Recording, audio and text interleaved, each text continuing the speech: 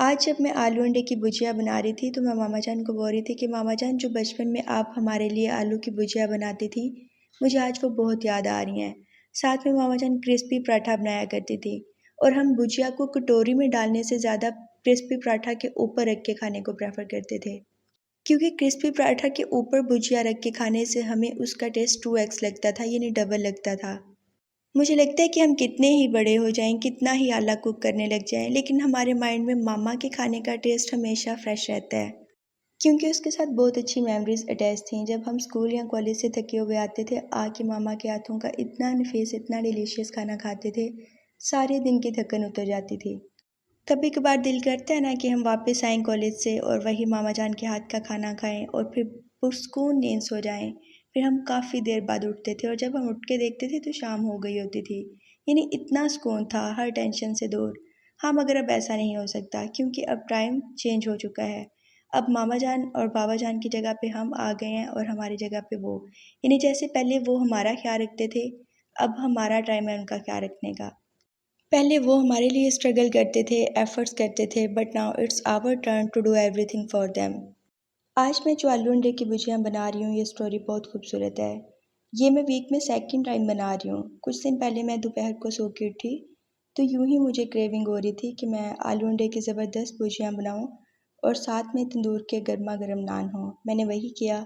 मैंने जल्दी से ज़बरदस्त किस्म की आलू अंडे की भुजिया बनाई। वो रेसिपी भी मैं आप लोगों के साथ शेयर कर दूँगी और बता दूँगी कि ये वही रेसिपी है। साथ में मैंने बाबा जान से गर्मा गर्म तंदूर से नान मंगवा लिए थे और उनका टेस्ट इतना इनक्रेडिबल था कि भाई ने बोला कि आज फिर सेम वैसी आलू अंडे की भुजिया बनाओ। सो मैं भाई के कहने पे आज दोबारा बना रही हूँ। प्रोसेस सारा मैं आप लोगों के साथ शेयर कर रही हूँ। आज मैं आप लोगों के साथ अपना एक फूड सीक्रेट शेयर करने लगी तो मुझे मामा जान की एक बहुत खूबसूरत बात याद आ गई। मामा जान बताया करती हैं कि पुराने वक्तों में औरतों का खाना बनाने का तरीका ये था कि वो खाने को लो फ्लेम पे पकना रख के अपने बाकी काम निपटा रही होती थी, और जब तक खाना पकता वो बाकी काफ़ी ज़्यादा काम निपटा चुकी होती थी। और उस खाने का टेस्ट इतना इनक्रेडिबल और मैचलेस होता था ना, क्योंकि सारे इंग्रेडिएंट्स का टेस्ट अच्छे से खाने में शामिल हो जाता था। तो उसका फ्लेवर क्या होगा, you all now very well. मुझे खाना बनाने के कदीम तरीक़ों से बहुत मोहब्बत है।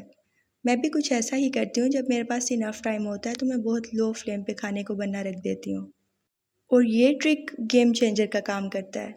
मुझे याद पड़ रहा है, ईद पे मैंने आलू गोश्त बनाया और वो मैंने 3 घंटों में बनाया था और उसका टेस्ट इतना अमेजिंग था कि you people have no idea. और जो लोग यूट्यूब पे मेरे चैनल पे रेसिपीज़ देखते हैं, शॉर्ट्स देखते हैं, दे नाउ वेरी वेल कि मैंने कभी भी हाई फ्लेम पे खाना नहीं बनाया।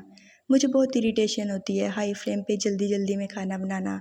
मुझे लगता है कि टेस्ट ही नहीं बनेगा या पता नहीं मैं क्या कर रही हूँ। आज मैं आलू की भुजिया भी कुछ इसी तरीके से बना रही थी। पहले मैंने पोटैटोज़ को कवर करके स्टीम में ही टेंडर होने दिया था। मैंने बिल्कुल भी वाटर ऐड नहीं किया।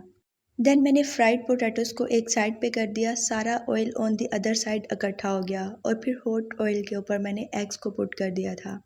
देन मैंने एग्स पे राउंड कटे हुए टोमेटोज़ को पुट किया और फिर उसके ऊपर फ्राइड टोमेटोज़ की लेयर कर दी। Garnish is always my favourite part. Full green chillies में कट लगा के इनको मैंने साइड पे रख लिया था और कोरिएंडर को बारीक कटिंग करके बेहतरीन तरीके से वॉश किया था एज़ ऑलवेज। मुझे लगता है कि भले मैं आलू की भुजिया बना रही हूँ, मैं कोई सिंपल एग बना रही हूँ, अगर मैंने गार्निश नहीं किया तो मुझे लगता है कि मैंने कुछ भी नहीं किया। Here I am sprinkling fresh coriander and then I am putting some full green chilies.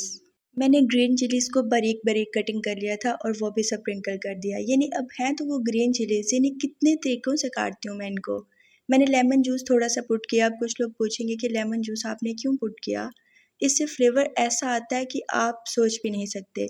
फिर ब्लैक पेपर मैंने ऊपर थोड़ी सी स्प्रिंकल कर दी थी and final look is just in front of you.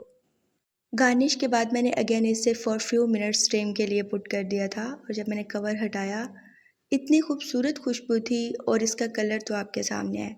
एक और चीज़ मैं आपको हर रेसिपी में बताती हूँ कि मैं रेड चिली पाउडर यूज़ बिल्कुल भी नहीं करती।